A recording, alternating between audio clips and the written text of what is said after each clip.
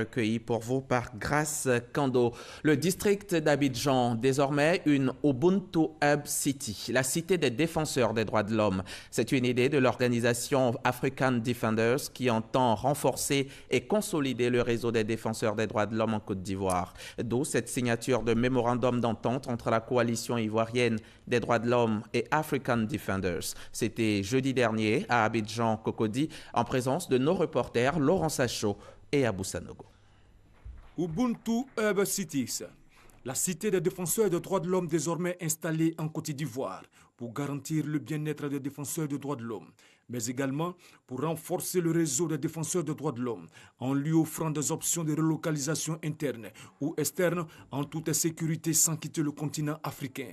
D'où la signature d'un mémorandum d'entente entre la coalition ivoirienne des défenseurs des droits de l'homme et le réseau panafricain African Defenders. Ubuntu, l'initiative nous vient de Côte d'Ivoire, elle est la première.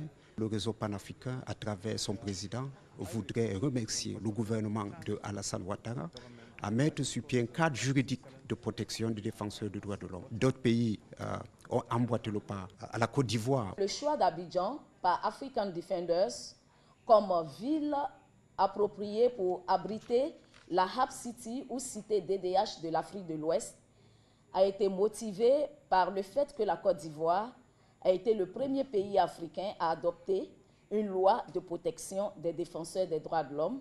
La protection et la promotion des droits de l'homme demeurent une réelle préoccupation pour les autorités ivoiriennes. Le programme qui nous réunit aujourd'hui épouse notre volonté constante d'accorder à l'ensemble des acteurs de la société civile et singulièrement aux défenseurs des droits de l'homme un soutien toujours renouvelé. L'organisation entend donc poursuivre les jours à venir la mise en place de ce projet dans d'autres pays africains afin de promouvoir les droits de l'homme. C'est ici que l'on s'arrête.